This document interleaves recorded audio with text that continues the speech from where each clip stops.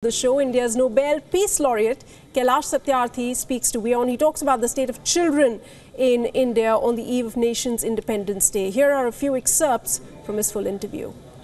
Your views on child labour, which is the field where you have worked, relentlessly for more than 35 years. On the eve of our 71st Independence Day, what is the state of affairs in India? Well, the child labour is essentially the denial of freedom, denial of childhood, denial of future, and more ironically, the denial of dreams. If a child is engaged as child labour due to any reason, it could be economic, social, it could be family circumstances, or whatever reason is that. But for a child, it is denial of everything for the future. And unfortunately, India has the largest number of child labourers in the world. India has largest number of worst forms of child labour like slavery, trafficking, child prostitution and things like that, use of children in petty crimes. Child soldiers are also being recruited by certain extremist forces. So all these things exist in India. Who are these extremist forces, Kailash? Do you mean the Naxalites, underground rebels? Of course. The Naxalites are using children as tools, as weapons and shields. So is the case of the Kashmiri terrorist forces. They are using children. Sometimes they are paying them, but they are using them as stone pelters, as we know. So how the children could be used as cover? You can bring your issues in a different way. There are political space in the largest democracy of the world where everybody can voice opinions.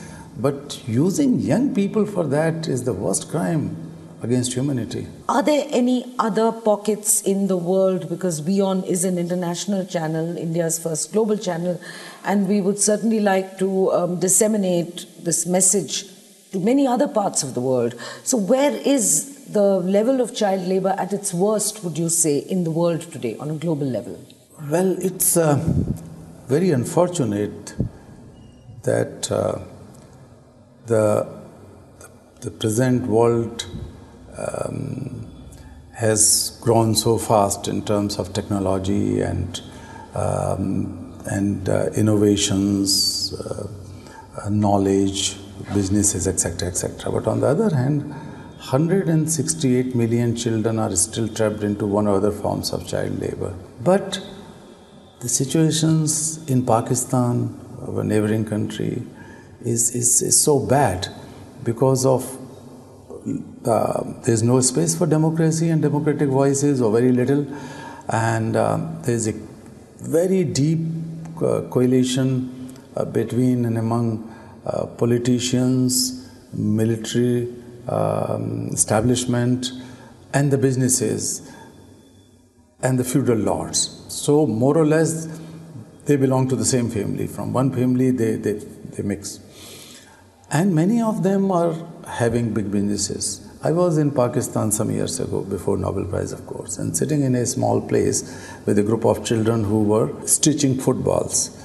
And I noticed that there was a tiny girl, maybe 8-9-year-old, and she used to stitch with needle, and sometimes the needle goes wrongly in her fingers and the blood comes out, and she immediately sucks it and then started working again.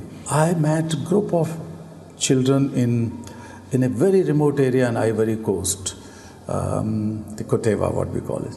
So in Koteva, I walked, I traveled by car, but I also rode a motorbike and reached there.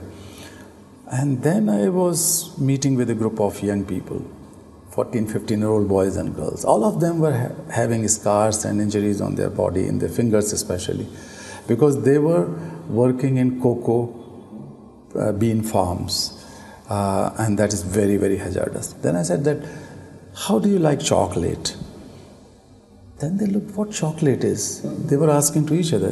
They have never heard of chocolate. They have never tasted chocolate. I was trying to explain. So this is the world we are living, and that is most painful situation, that the children produce wealth at the cost of their freedom and childhood.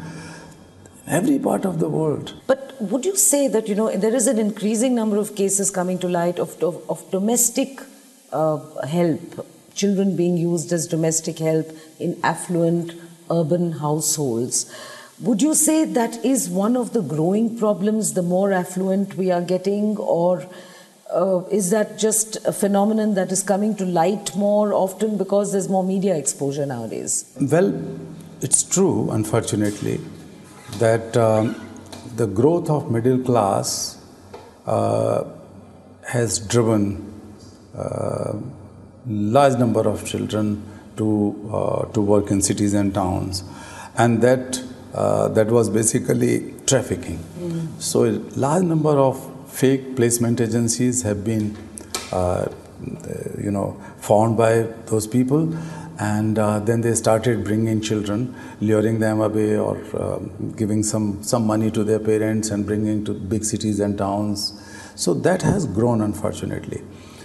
But now I think the major difference is that 10-15 years ago, I saw young children, young maidservant or whatever they call, young help, at every place, not only in houses but in public places like malls and cinema houses. Dhabas. The dhabas. No, dhaba is different. I mean, the domestic help is basically, in households. In households. The household people have a kind of tendency to have more than 1, 2 or 3 servants, child servants, what they call. Somebody is taking care of the younger sibling in the house, somebody is cleaning utensils and floors and so on. And it was kind of a status symbol. In most of these kitty parties and the places, they have to show off that they have 1, 2, 3, 4 maidservants. But now there is a sense of guilt. There is a sense of fear. There is also a sense of awareness that it is not good in a large number of society, a large number of people. So one can see that some of the old rich people are still having young children at work, whereas the new technocrats and the professionals, they are more conscious about this evil. So they don't hire very young maids, domestic help. They hire, of course, domestic help of higher age, and they are also frightened of law. So it's a kind of mixed situation. When we talk about trafficking and children being used as domestic labor practically, and to use that horrible word, servants, Kailashji, that brings me automatically to another very worrying aspect, which is the growth of sexual abuse, child sexual abuse. Can you tell me whether you are taking up that as an issue as well, because it is an increasingly burning issue in the metropolises of India today? It's everywhere, not only in the big cities and towns, it is in the villages. At least in cities it is being reported more than before, true, because of awareness and some sort of openness in the society.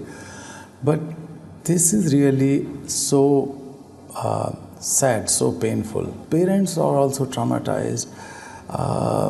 The perpetrators, the rapists are fearless, whereas the children and the parents are living under fear.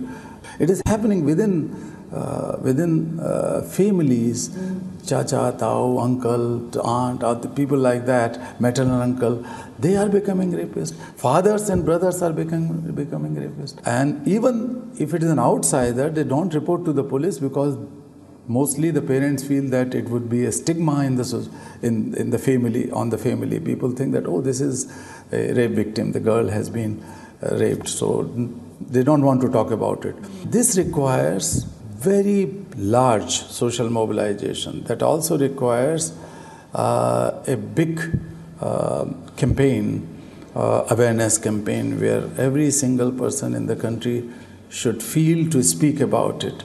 I would say that the silence is the violence in this case. Silence perpetuates violence. If I were to ask you for a very last and very quick message to the nation, to all of us in India, would you tell that to the camera as to what is your message on the eve of the 71st Independence Day? We have gone a long way.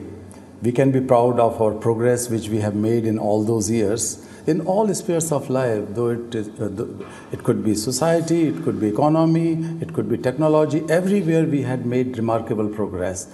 And we have all the ingredient to make India the most prosperous, the most moralistic country in the world, but that cannot be possible if we are not able to protect our children.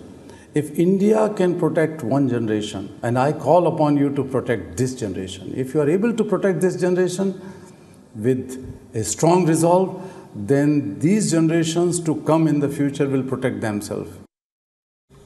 And finally, the world in pictures, leaving you with gravitas images. I'm Sana Khan. Thanks so much for tuning in.